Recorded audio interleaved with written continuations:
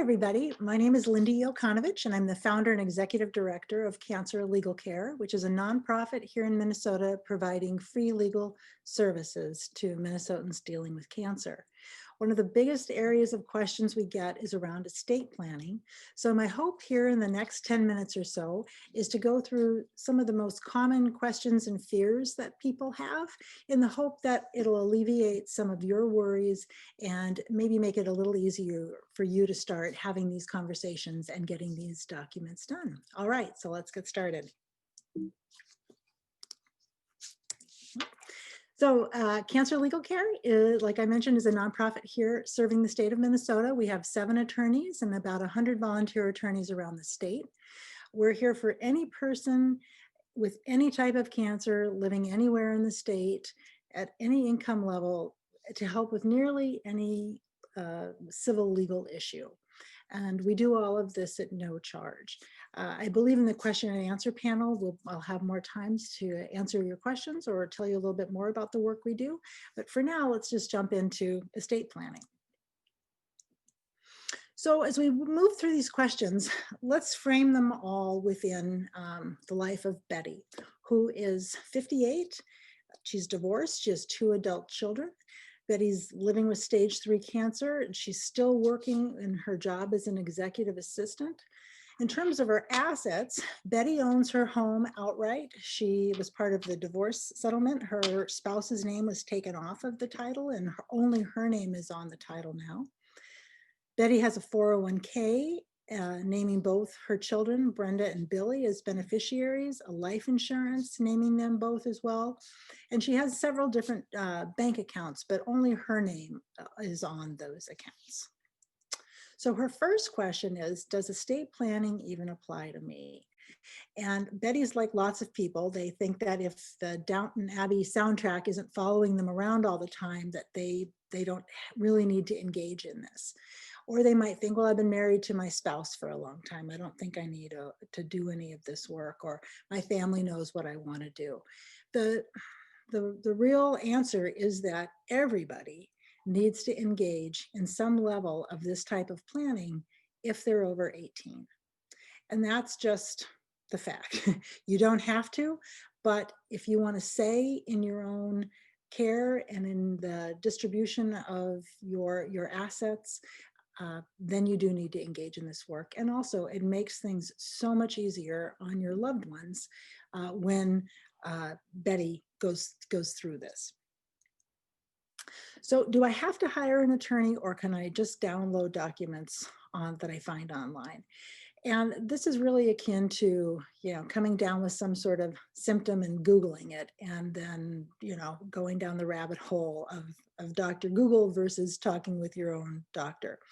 And the peace of mind that talking with your specific, very personal family dynamics and your personal desires of what you want to have happen in your own life, that is really where the value of speaking with an attorney comes in. Yes, there are many documents you can just do online, but if you really want to know that they are going to help you achieve what you want to achieve, speaking with an attorney there's no substitute for it. But he's concerned that there's so many different documents that she's hearing about. Does she have to do them all? And estate planning is the one area that has never heard the word multitask. Most of these documents, they do only one thing, and that's why there seems to be so many of them. Do I have to have a will? Again, the answer is no, you don't have to have one. But if you would like to have a say in what people or organizations, charities would benefit from your assets, after Betty passes, then she's going to have have a will, most likely. And so, that's really the thing that attorneys talk about, is that, nobody has to do anything. But if you do things within the realm of estate planning, you can really achieve what you want to achieve and put your worries to rest. So in Minnesota, like most of the country, about half of the people who pass away do not have a will. And if they don't, there's still a way to get that property transferred, but the court does not have a roadmap, would not have a roadmap from Betty about what she would want to have done. So that is the benefit of doing a will.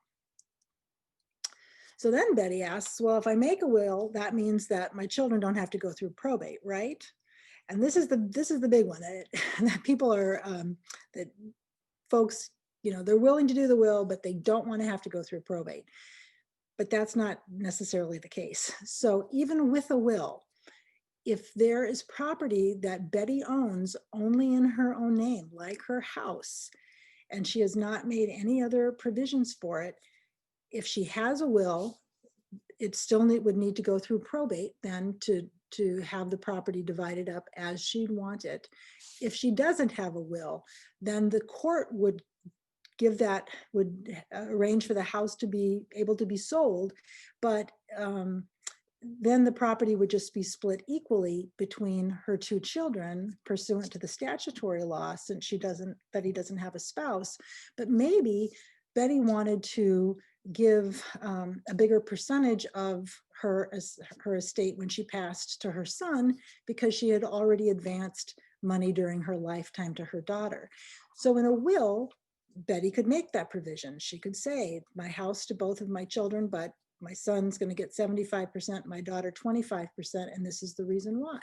And then the court says, oh, okay, we'll do it this way then. So, but without that direction from the will, the court will have no idea what Betty really wanted. So then Betty says, well, I have a power of attorney. So does that get around needing a will? And this goes back to our no multitasking. The answer is no. A power of attorney is a great, great document to have. It allows another person during your lifetime. So during Betty's lifetime, she could make someone her attorney in fact, or her agent, to carry out different financial dealings on her behalf and with her best interest in mind while she was alive. But maybe she was on vacation, unable to do something, or maybe she became incapacitated and wasn't able to take care of her financial matters herself. Let's see, if she named her daughter Brenda, Brenda could do those for her.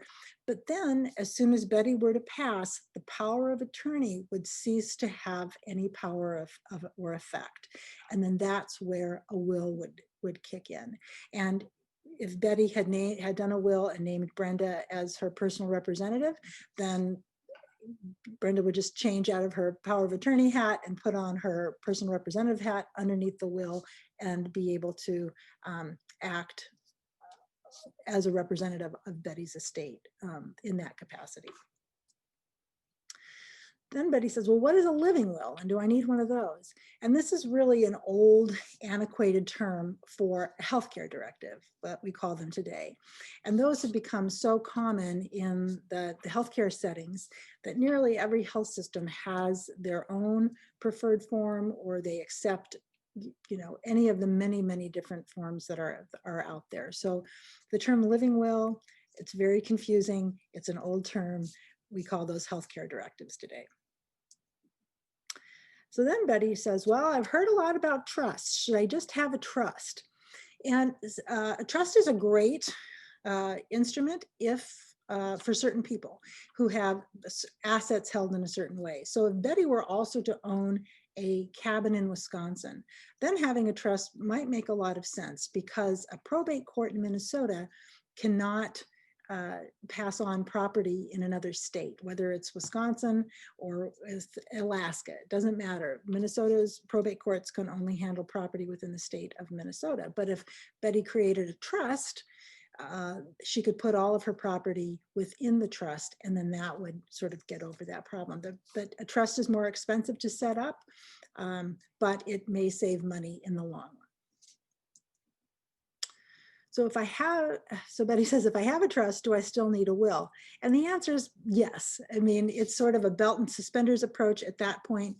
But if Betty were to win the lottery the day before she passed, this pour over will, as they're called, would then sort of pour those lottery winnings into the trust and be able to be passed on per the terms of the trust. And then Betty's been hearing about something called a transfer on death deed. And that might actually be a very, very good alternative um, for Betty. This is a relatively new document.